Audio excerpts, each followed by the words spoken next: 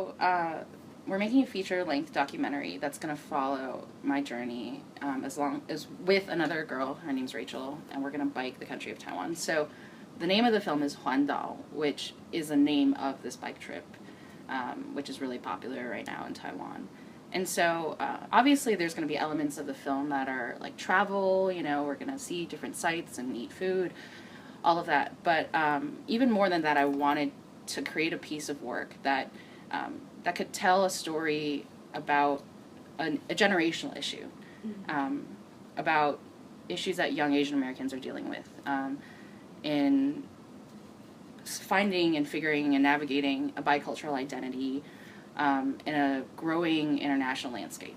So there's being Asian American in America, the experience, perpetual foreigner syndrome, things like that, of like, this is where you grew up, this is all you've ever known, and this is where home feels like, but there's this sense that you never are fully accepted. I've lived in a couple different places in the United States, so I've experienced it in varying degrees.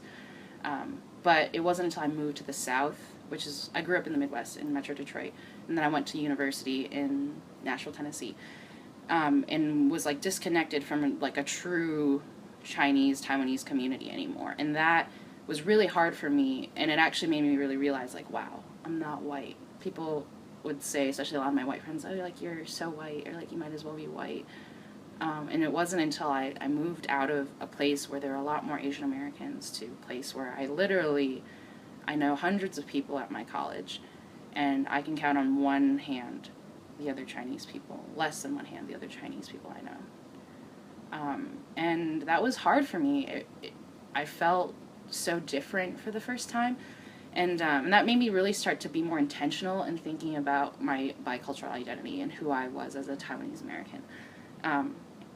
And then there's experience, which I've always had, which going back to Taiwan with my family, with my parents, usually my mother, and not really fitting in there. So all my relatives were like, oh, you're so American, you must eat so many hamburgers, or I get that one a lot. And, you know, my accent being less than standard, or making like little grammatical mistakes, whatever. People always are like, oh, well, you're not really, you know, one of us, you're American. So neither are you American in America, and neither are you truly Asian when you're in Asia. So the experience of going back, the idea of return, is a trope. It's a theme that I really wanted to explore in this film. So for those of us who speak Mandarin, HuanDao, like the character for HuanDao is like the completion, the circle, but is a homonym with Huan, the word for return. Mm-hmm. So it's the return. It's not just the route, the circular circumnavigation of the island. It's also the return to the island, and that was something I really wanted to talk about and explore. But all I know in the context in which I live here in America is that I'm not like them. Mm-hmm. But I need to feel. I need to know like where I am like people, because I'm not like these people, but I am like somebody somewhere. And so when I went back to Taiwan that time, I learned not just a lot about what I had in common and how I knew myself for the first time as like a really Taiwanese American person, but also understanding the parts of me that were American. So a huge part of this film is the decontextualization of like Western individualism, of our conceptions of identity. One of the things that I found when I was studying in Taiwan was that the postmodern ideas and foundations for understanding identity in an individualistic society like the United States did not make any sense in a collectivist country like Taiwan, or culture, I guess is a better way to put it, collectivist culture. And that helped me to understand, you know, this generation, people my age in America, better than I ever had before. And I just think that there's a lot that we can learn that we've dismissed.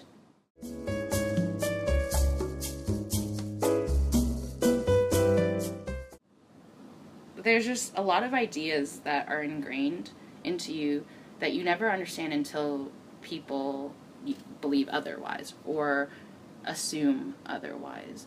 And so things that I thought were funny, like fanny packs, like that's an example I use a lot. Like, oh man, like you should go to barista parlor wearing a fanny pack. Barista Parlor is this really, really hip coffee shop in town in Nashville that, like, if you're not wearing something super, super hip, you feel, like, judged.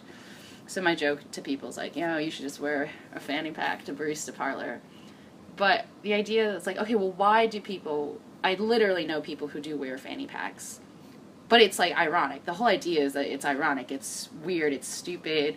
Like, it's supposed to be funny, haha. And I think I made a joke about it when I was in Taiwan, hanging out with some of my friends that were Taiwanese people. Or even not even Taiwanese people, who people just hadn't lived, who were American, but who hadn't lived in the United States for most of their life. And they just didn't get it. They didn't get my jokes, some of my jokes that were very, like, hipster, ironic kind of stuff. And I was like, why don't they get irony? Gosh. Like... And that, one of the things I realized is, oh my gosh, there's no sarcasm in Chinese. And then it all started to make sense. It's like, there's no sarcasm in Chinese. And, because people are so earnest. And so I started to think, why don't they get irony? Why don't they get sarcasm? Why doesn't that have a place in the way that they're interpreting language? And what does that say about the culture in which I've just left? That is such a huge part, that literally people's lives, they live ironic lives. It's not just isolated to a piece of clothing or, you know, a Bill Cosby record sitting on their shelf. No, it's like, and that's Disco Bill, by the way. It's a disco album that Bill Cosby made. Anyway, it's not just limited to an article or a piece of music or whatever. It's literally their entire life is a joke. And my pastor, Kevin, and I talk about it a lot, and he said, you know who's king in a postmodern world? Like, what is the best thing to be? It's to be the comedian. Because he can look from afar and make fun of whatever's there and to be above whatever's happening. That is the highest place to stand, is when you're making fun of something, because you're so above it. And that didn't really make sense until I was in a place where people weren't looking to distinguish themselves and give themselves power or influence or significance by distinguishment. I interned for Sony Music Publishing when I was in Taiwan. And, you know, these people would come in every day and work hours and hours and hours. We would sit at our desks, and I was like, this is so boring. Like, why do people do this? Why do they come in here every day, like, and just do this mind-numbing work? I don't get it. And then I realized, like, it was because of, the reasons for existing were different. The game was different, the values, which made me then realize how empty so much of the world, the hipster musician subculture world that I was living in Nashville, was.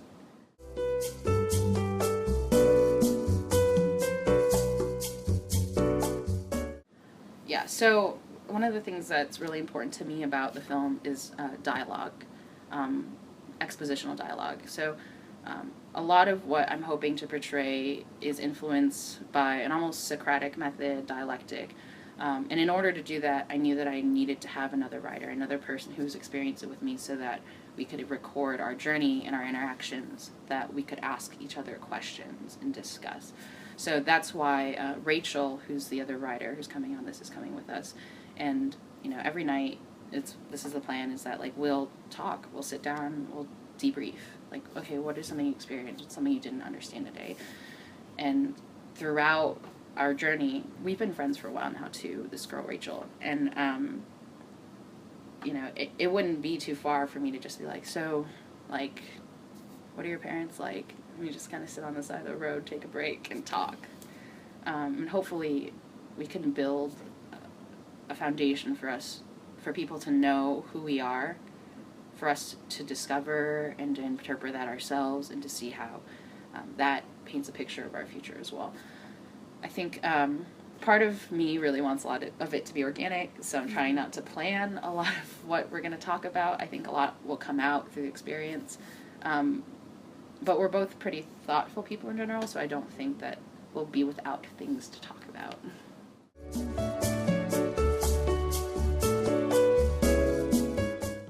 I'm going to be in Taiwan for a month and a half, but the bike trip itself is going to be 2 weeks. So we're planning on 14 days. It'll be about 700 miles. 40 to 60 a day is kind of what I've been training for.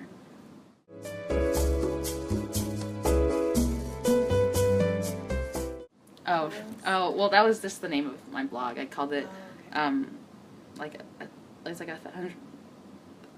100,000 miles in 100 days, or it's like 1,000 miles or something. 10,000 miles in 100 days. That's what it is. It's the name of my Tumblr. That is actually the blog that I kept when I was studying abroad in Taiwan 2 years ago.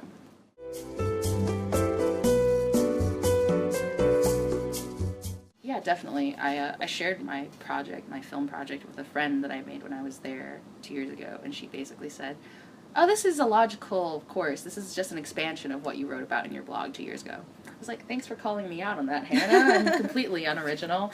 Just keep recycling the same things over and over."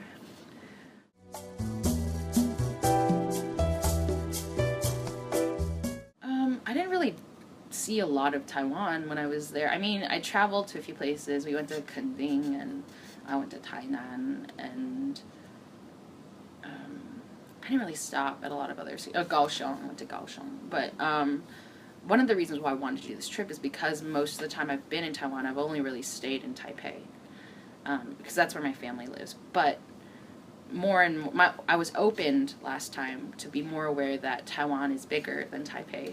And the way I tell people, it's like going to New York City and saying, "Wow, I've seen America."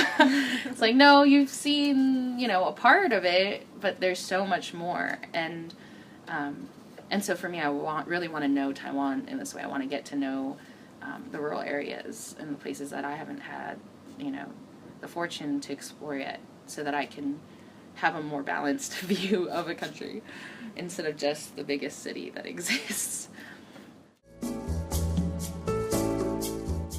Okay, so our plan right now is, we're DSLR documentary. Mm-hmm. So we're going to be shooting on Canon 60Ds, and then also we're probably going to spring for like a GoPro to put on one of the bikes so that we can have running footage. But that's mostly how we're planning on filming right now. We're a really low budget project, so Anne and I are both using cameras that we've bought and use on our own, but I've been experimenting lately with building my own Steadicam and all sorts of other random DIY stuff to piece together what we need. I'm an audio engineer and music producer by career, actually, so I'd be put to shame if we didn't have good audio. So I'm working with some different ideas on some stuff there to make sure that we get audible dialogue, since obviously that's going to be a very important part. The